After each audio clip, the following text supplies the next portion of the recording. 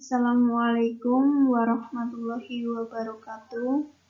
Di sini kami akan menyampaikan sedikit informasi mengenai wawancara. Video ini dibuat sebagai tugas akhir semester mata kuliah penilaian pembelajaran kimia dosen pengampu Bapak Agus Kamaluddin MPD.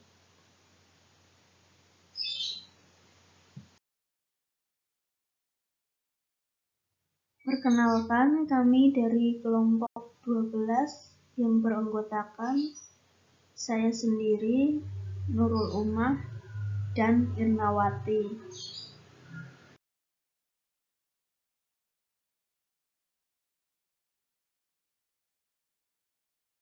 Adapun topik pembahasan kita kali ini adalah pengertian wawancara, tujuan dan manfaat wawancara, jenis-jenis wawancara, kelebihan dan kekurangan wawancara, serta prosedur dan langkah-langkah wawancara. Materi yang pertama mengenai pengertian wawancara.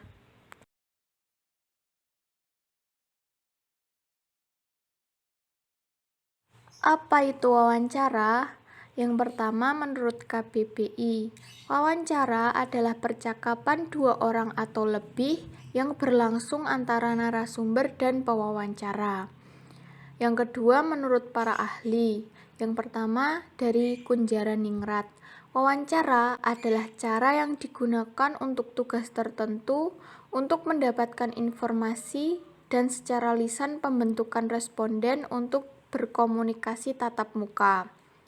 Yang kedua, menurut Robert Kahn dan Chanel, wawancara adalah pola khusus dari interaksi dimulai secara lisan untuk tujuan tertentu dan difokuskan pada daerah konten yang spesifik dengan proses eliminasi dari bahan-bahan yang tidak berhubungan secara berkelanjutan.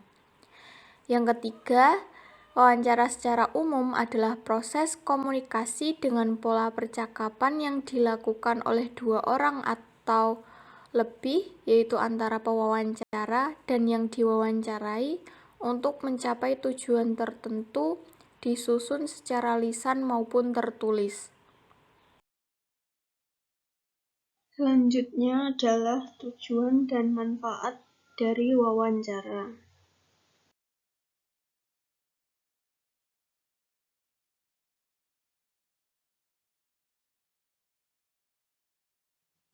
Tujuan dari wawancara yang pertama adalah untuk memperoleh informasi secara langsung.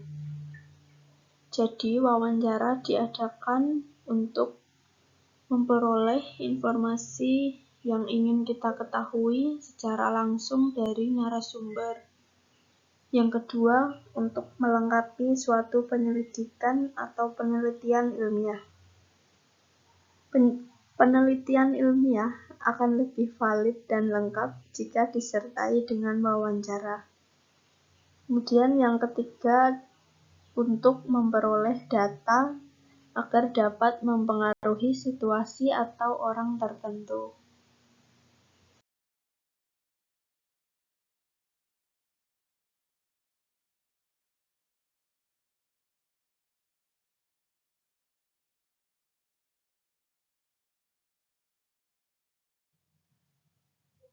Adapun manfaat dari wawancara, yang pertama, untuk mengetahui sebuah informasi yang diinginkan dari sumber yang diinginkan. Yang kedua, mengumpulkan data penelitian. Yang ketiga, memahami subjek. Yang keempat, membuat ide baru. Yang kelima, menambah wawasan dan memberikan inspirasi.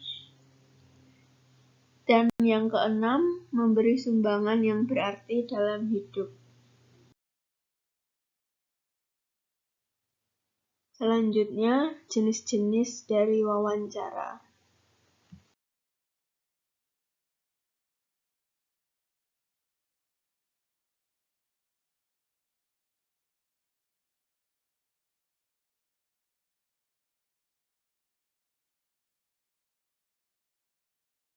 Jenis-jenis wawancara menurut prosedurnya ada 3.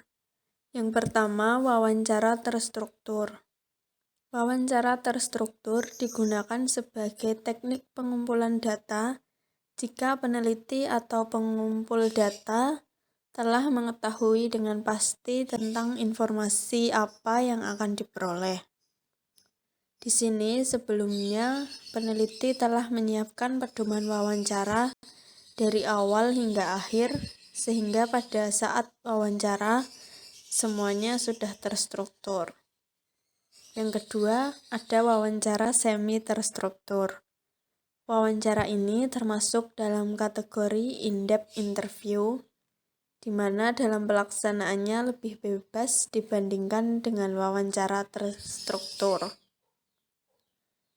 Dalam wawancara semi terstruktur, pihak yang diajak wawancara dimintai pendapat dan ide-idenya. Yang ketiga, ada wawancara tidak terstruktur.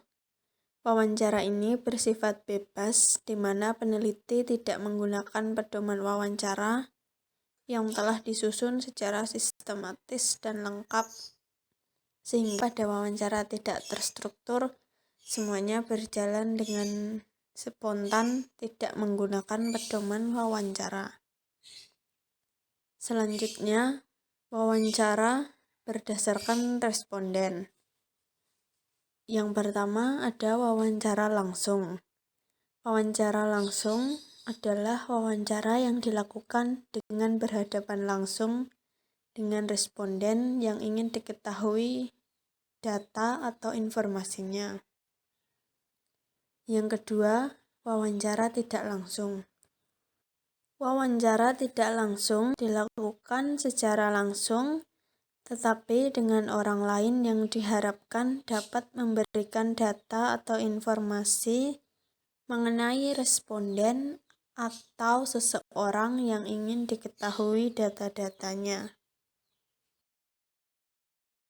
Selanjutnya ada kelebihan dan kekurangan wawancara.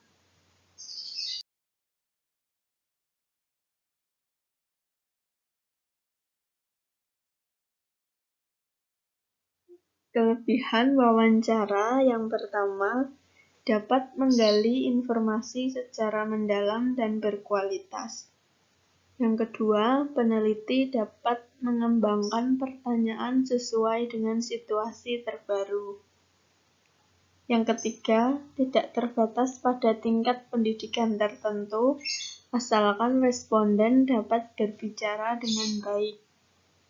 Yang keempat, wawancara merupakan instrumen terbaik untuk mendapatkan data pribadi. Yang kelima, peneliti bisa mendapatkan hal-hal khusus yang sering luput dari perhatian.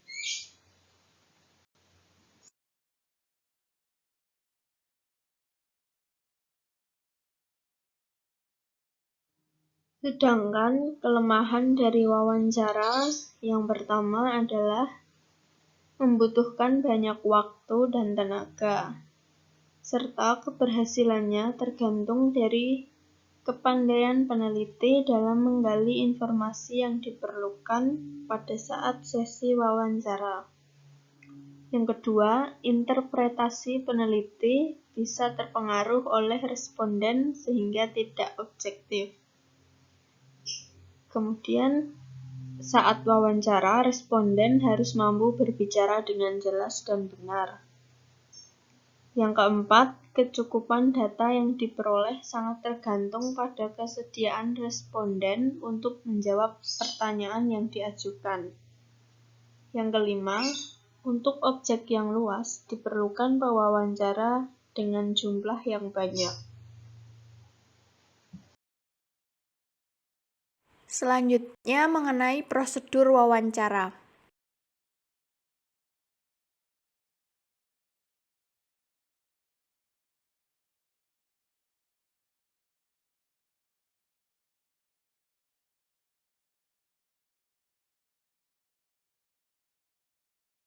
Dalam prosedur wawancara, terdapat 3 tahapan. Yang pertama adalah penyusunan pedoman wawancara.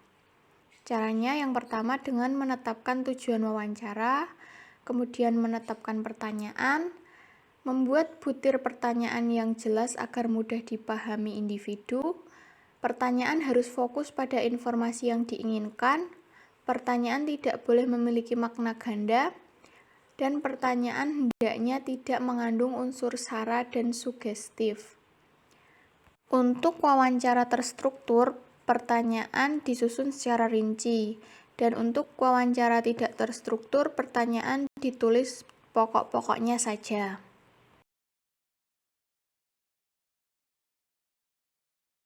Prosedur wawancara yang kedua adalah pelaksanaan wawancara. Yang pertama, menetapkan individu yang akan diwawancarai, jadwal dan tempat wawancara. Kemudian menghubungi individu yang akan diwawancarai. Selanjutnya, selama proses wawancara, pewawancara hendaknya mampu melakukan attending skill, mampu bertanya dengan baik, mampu mendengar aktif, dan mampu mencatat hasil wawancara dengan lengkap.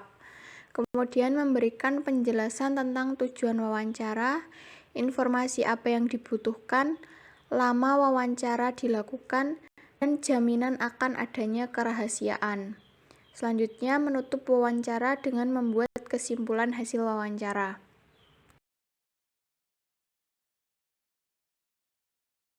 Prosedur wawancara yang ketiga adalah analisis hasil. Yang pertama, mengidentifikasi dan mengelompokkan jawaban individu berdasarkan pokok pikiran pada pedoman wawancara dan pencapaian tujuan wawancara. Yang kedua, menganalisis dan mensintesakan hasil jawaban individu sesuai dengan tujuan wawancara. Yang terakhir, membuat kesimpulan berdasarkan hasil sintesis dari berbagai jawaban individu. Berikut ini adalah contoh pedoman wawancara terstruktur dengan tema asesmen nasional.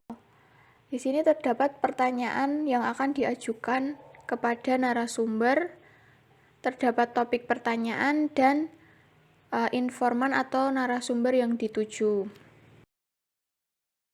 Berikut ini adalah contoh pedoman wawancara tidak terstruktur dengan tema penerapan kurikulum di Sekolah Dasar Luar Biasa Kabupaten Tegal.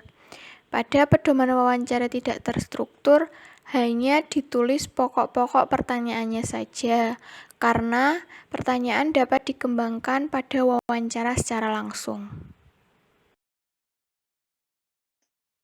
Sekian yang dapat kami sampaikan, ada kurang lebihnya mohon maaf.